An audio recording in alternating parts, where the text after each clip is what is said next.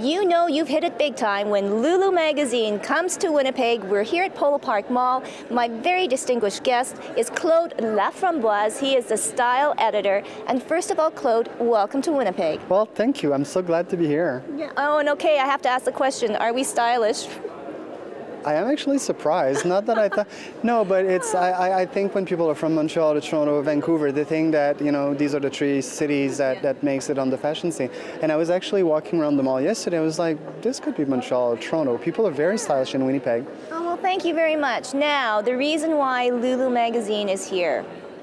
We're celebrating our Shop Till You Drop event. It's an event that we started doing to celebrate the 5th anniversary of LOULOU a couple of years ago, and now it turns into a national event. We held the event in Victoria, Vancouver, now we're in Winnipeg, we'll be in Calgary and Edmonton soon, Montreal, Toronto to follow, so we're very excited to reach out to our Winnipeg readers. Okay, so this is a wonderful night for women to come and shop, but let's talk now about the magazine, the whole concept and the philosophy behind LOULOU. Well, about shopping and celebrities. A lot of fashion magazine will show you a lot of designer clothes, very expensive, and it's not something that everyone can afford. We believe in showing merchandise that first is available to readers in Canada and that's accessible. We mix in a bit of designer wear because everyone shops like that. You know, you might want to save on something and splurge on accessories, and that's what we do in the magazine. So we have a wide range of merchandise. Everything comes from chain store or retailers that you will find in your neighborhood or that you can buy online, because now a lot of brands are accessible online.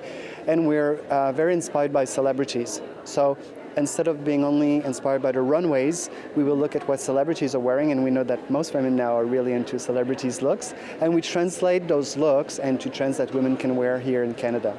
Wow. So it's interesting though, Claude, LOULOU Magazine is based in Montreal, and one of the criteria for the magazine to even come into fruition is that it would be bilingual. Exactly. When LOULOU was conceived at the very beginning, we wanted to make it a magazine for Quebec in French and for the rest of Canada in English. So we built an entire bilingual team in Montreal. Obviously we have, you know, copy editors for French and English, but everyone on the team is sort of bilingual so that the book can be produced in Montreal and then distribute in French in Quebec and in English in the rest of Canada.